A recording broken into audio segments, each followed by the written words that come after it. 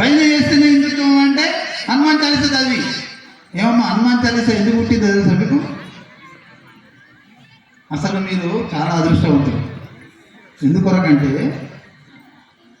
ప్రపంచంలో ఏ దేశంలో లేనటువంటి గొప్పతనం, ఏ దేశానికి లేనటువంటి ఒక బ్రహ్మాండమైనటువంటి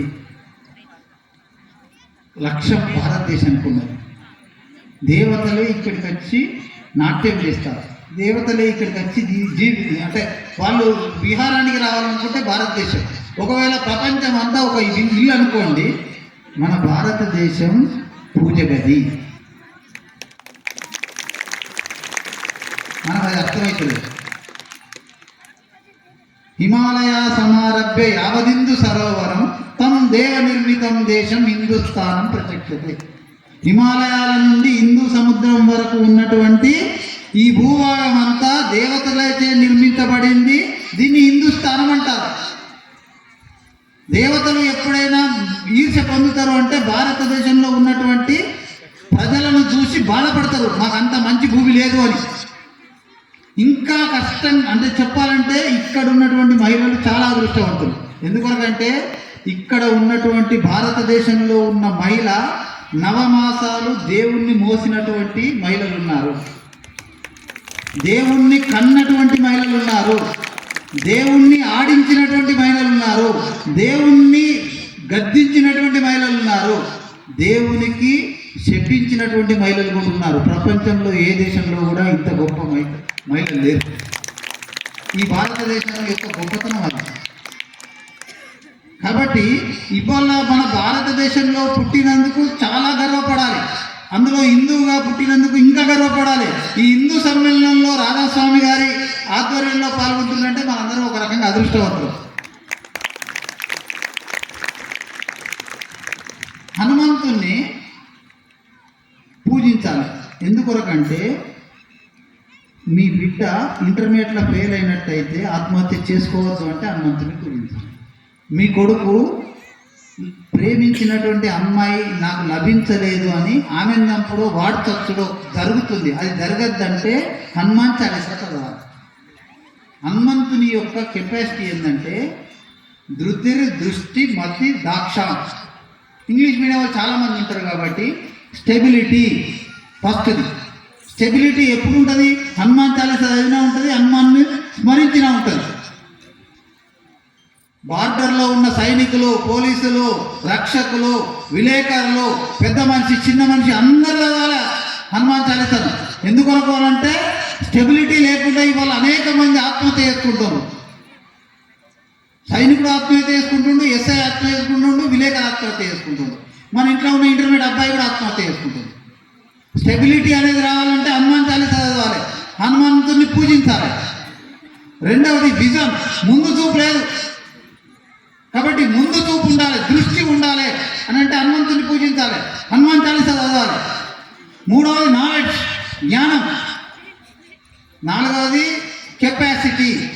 కెపాసిటీ బిల్డింగ్ కొరకు లేకుంటే పర్సనాలిటీ డెవలప్మెంట్ కొరకు రెండే ఉన్నాయి, ఇంకా మీ మొత్తం ఉన్నాయి. కానీ హనుమాన్ చాలీసా చదవకుంటే భగవద్గీత చదివిపోయింది. అరే 700 శ్లోకాలు ఉన్న భగవద్గీతలో ఇప్పుడు విదేశాలకు సంబంధించినటువంటి వాళ్ళు 1000 మంది పిహెచ్డీలు చేశారు.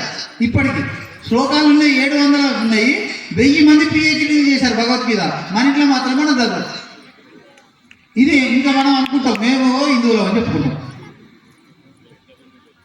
కాబట్టి ఇవన్నీ చేయకపోతే నీ పిల్లగాన్ని శాఖకు తోలాలి, నువ్వు కూడా రావాలి. అయితే ఇంటికాడ భజన చేయి, లేకుంటే శాఖకు వచ్చి కార్యక్రమంలో పాల్గొ. శాఖలో ఏముంటాయంటే ఉత్సాహం, సాహసం, ధైర్యం, బుద్ధి, శక్తి, పరాక్రమం అందించేది శాఖ. ఇవి ఎక్కడ ఉంటే దేవుడు అక్కడ ఉంటాడు. ఉద్యమం, సాహసం, ధైర్యం, బుద్ధి, శక్తి, పరాక్రమం షడేతే ఎత్ర వర్తంతి తత్ర దేవో తరోజన. షడేతే ఎత్ర తిష్టతి తత్ర దేవో తరోజన. ఇవి ఎక్కడ ఉంటే అక్కడ ఉంటాయి. ఇవి ఎక్కడ ఉంటాయంటే హనుమాన్ చాలీసాలో ఉంటాయి. ఇవి రాష్ట్రీయ స్వయం సేవక శాఖలో ఉంటాయి. అందుకొరకు శాఖలు తెలియాలి. మనం శాఖ ఉత్సాహం ఏదో ఆటలాడుకునేందుకు కాదు. పాటలు పాడతాము, ఆటలు ఆడతాము, శ్లోకాలు చెప్తాము, కథలు చెప్తాము, చర్చిస్తాము. ఇవి అంతర్గతంగా బయటకు కనబడేటి.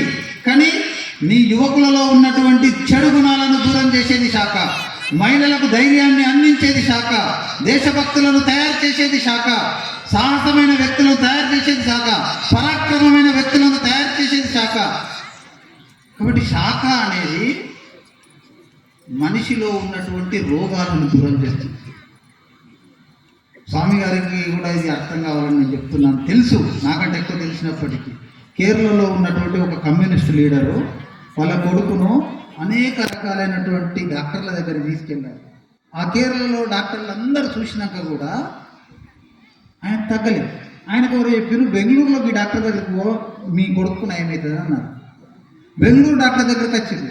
బెంగళూరు డాక్టరు కొడుకును చూసి, నువ్వు ఆర్ఎస్ఎస్ శాఖ చూసినావు అంటే కమ్యూనిస్టులకు నువ్వు ఆర్ఎస్ఎస్ పడుతుందా? అసలే పడదు.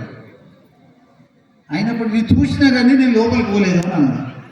నువ్వు లోపలికి పోకుండా నీ కొడుకుని తోలేదా, గేట్ కాడ నిల్చో, కొడుకుని లోపలికి తోలు అన్నాడు.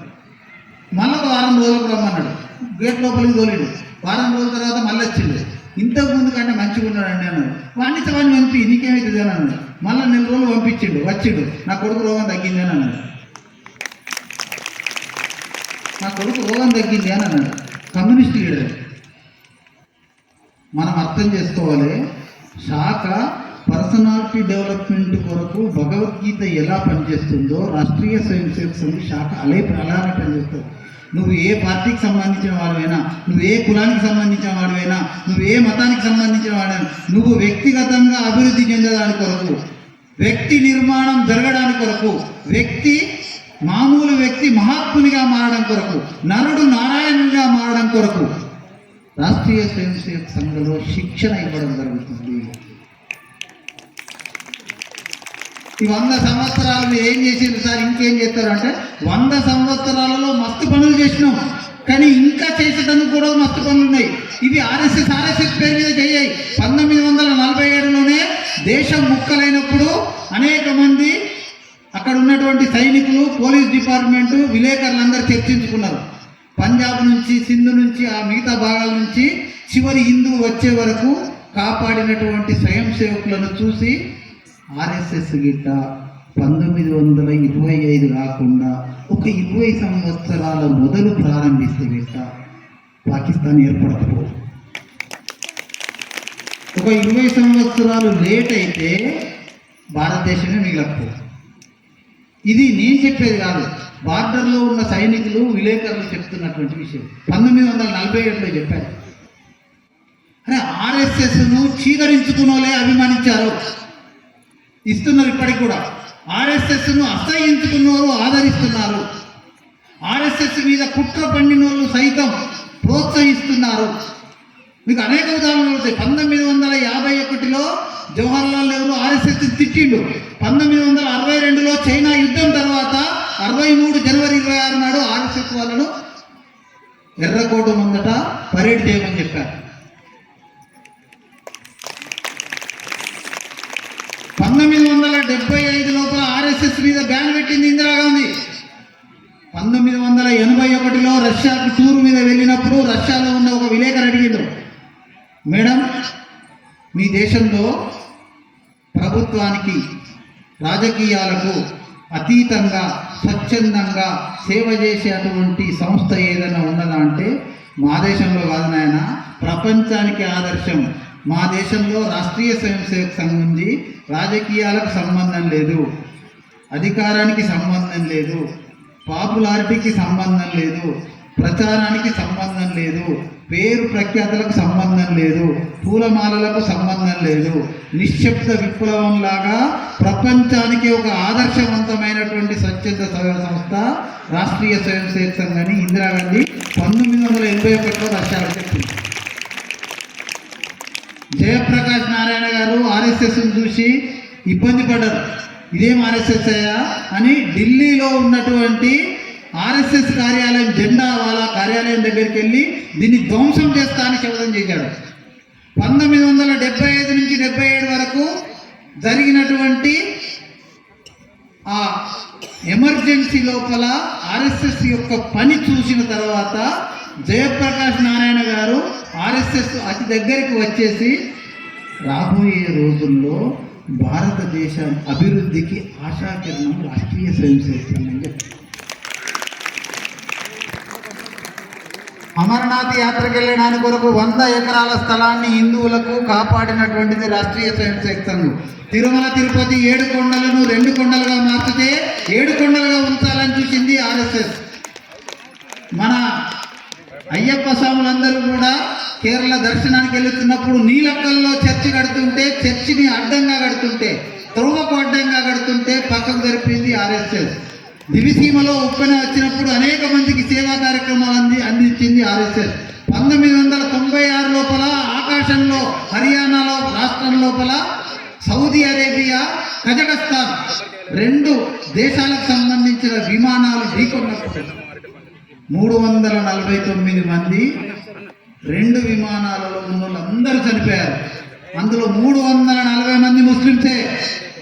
ఆర్ఎస్ఎస్ కార్యకర్తలు తక్షణమే అక్కడికి వెళ్ళేసి ఎవరి బ్యాగును వాళ్లకు, ఎవరి శవాన్ని వాళ్ళ కుటుంబ సభ్యులకు అందించి సేవా కార్యక్రమం చేసింది. ఆర్ఎస్ఎస్ మతం కూడా సంబంధం లేదు. కాకపోతే ఈ ఒక్కడే దేవుడు అని అంటే గిట్ట వాడిని చీల్చి చెండాడమే. నువ్వేం కావాలి? ఏ అమ్మాయి, నువ్వు కళ్ళు మూసుకుంటే దైవభక్తి నీలో ప్రజ్వరిల్లాలి, కళ్ళు తెలిస్తే దేశభక్తి ప్రజ్వరిల్లాలి.